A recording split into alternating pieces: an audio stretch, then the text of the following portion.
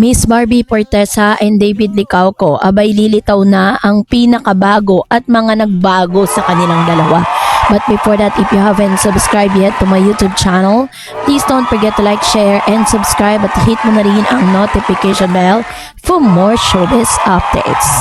Bago tayo of course magpatuloy sa ating updates for today's video, nais ko pong pasalamatan kayo for always watching and trusting this channel. Thank you so much sa inyong laging panonood at palagi ang pagsubaybay sa mga updates po natin.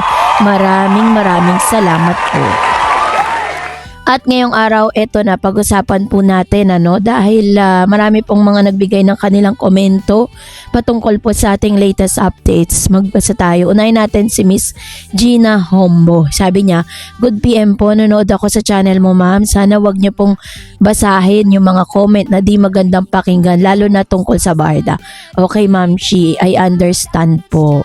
Pero kasi minsan kaya natin sila binabasa para maging balanse. Sabi ni Miss Lucela, ayan, nawala na.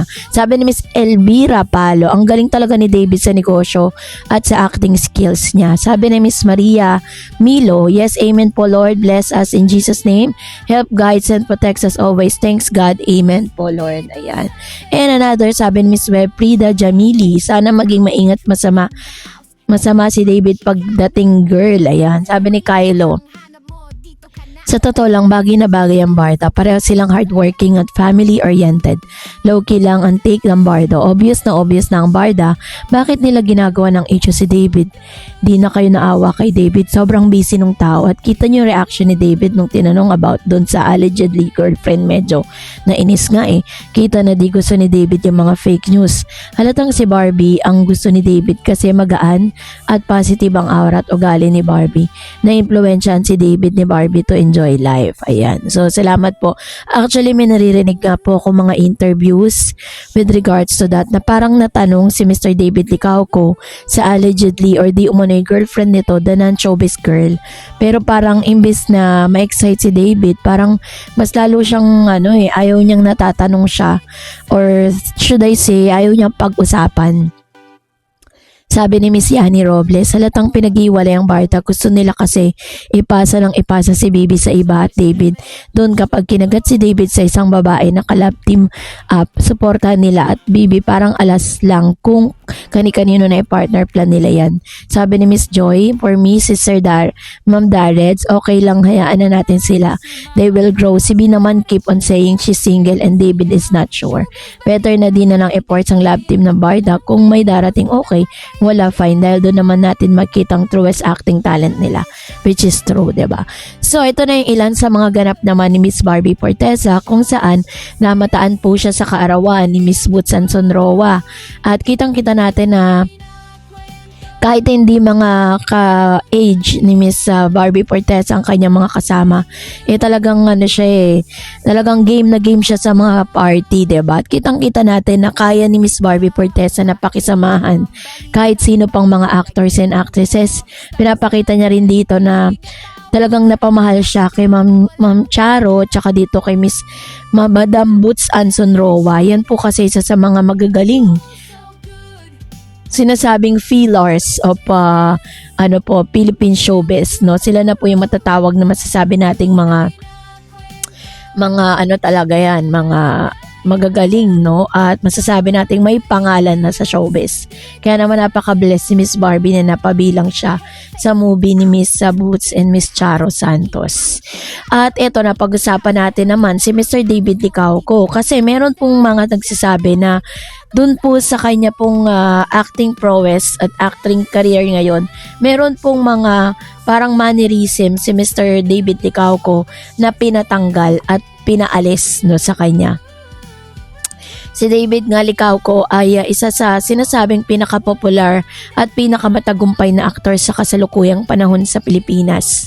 So tinawag siyang pambansang ginoo at hindi lang yun dahil ang buhay niya bilang isang aktor, negosyante, personalidad sa social media at sa pinakahuling chika, maraming bagay ang pinag-usapan tungkol sa kanya.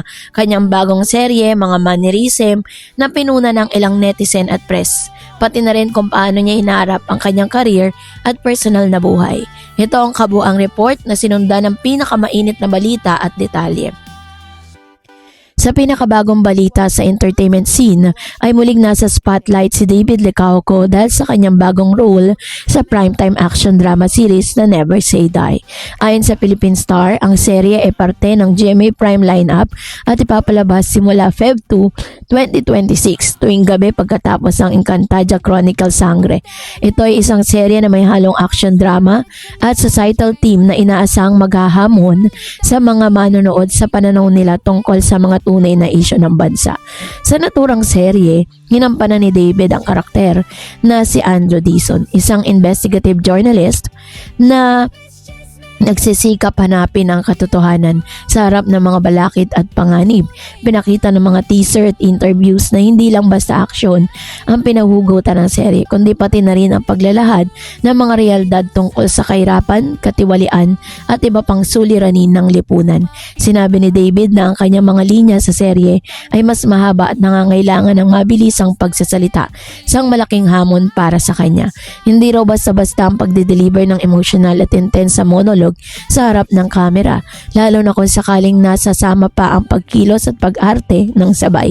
Bukod sa aksyon, ito rin ang unang pagkakataon na makakatrabaho niya si Miss Jillian Ward, ang kanyang bagong leading lady sa project. Pinahayag niya na siya'y natuwa dahil mabait at mahusay si Jillian bilang kapwa actress. Importante sa report na ito nang bigyan din hindi lamang ang palabas na Never Say Die because ayon mismo kay David, ang serye ng tumatalakay ay tinatawag na relevant social issue na hindi madalas na itututok sa mga regular teleserye. Dagdag pa niya, nagpakita ang serye ng mga sitwasyon na kinakaharap mismo ng Pilipino araw-araw. At dahil merong advocacy angle ang serye na nagtutulak ng mga manonood na mag-isip at mag-reflect, marami ang mga tahagahanga at critics like tumingin dito bilang isang promising na project, hindi lamang para sa rating kundi para sa impact nito sa lipunan. Sa isang interview po ni Mr. David Licauco, kinuwento niya ang kanyang mga mannerism like yung kilay, yung bunganga issue niya, isang nakakaaliw at controversial na balita na pumatok sa chika pages. Nitong mga nakarang araw ay ang issue ng mannerism ni Mr. David Licauco. Habang siya ay nag-i-interview, nagsasalita sa harap ng kamera, ay sa isang report mula sa Bandera Inquirer na pag-usapan na kailangan niyang pigilan ng isa raw niyang paraan ng pagsasalita na may pagkilos ng kilay at bunganga na tila paulit-ulit sa mga interview o sa harap ng media. Hindi malinaw sa mainstream print ang eksaktong konteksto ng kilay bunganga dahil sa limitado nga ito, ngunit sa konteksto ng chika feed sa social media discussion, madalas itong tumutukoy sa mga pag-angat at paggalaw ng kilay kasamang pagbubukas at pagsasara ng bibig na tila emphatic gesture habang nagsasalita. Isang bagay na maaring hindi sinasadya pero napapansin ng mga taga-media at netizen. Ito ay isang maliit ngunit interesting na chika na nagpapakita kung paano tinutukan ng media ang bawat galaw ng mga artista, lalo na sa mga sikat tulad ni David na maraming eyeballs ang nakatingin sa kanila sa social media, TV at iba pang platform. So ayon po sa balita ay tila kinall out ang atensyon nitong si Mr. David Licauco dahil sa hindi magandang mannerism nito. Dahil may mga chance kasi sa kanila pong senaryo na ginagawang teleserye na hindi kinakailangan ng magpakita ng emosyon, like itataas yung kilay tapos sa pagbuka ng bibig sumasabay yung kilay niya. So hindi pa pwede yun. Kaya po talagang kinall out siya para baguhin yun. Pero yun po ay parang mannerism niya na, no? Mula nung pagkabata siya hanggang siya po ay naging isang artista. So bagay na dapat baguhin ni Mr. David Licauco. So ngayon, dahil medyo may kanyang-kanyang ganap si Barbie at si David, hintayin na lang po natin ang pagbabalik ng Barda sa big screen or sa teleserye. And that's it for today. For more videos and updates, please don't forget to like and subscribe. And please don't forget to follow my Facebook page, Dareds TV and Dareds channel. God bless everyone.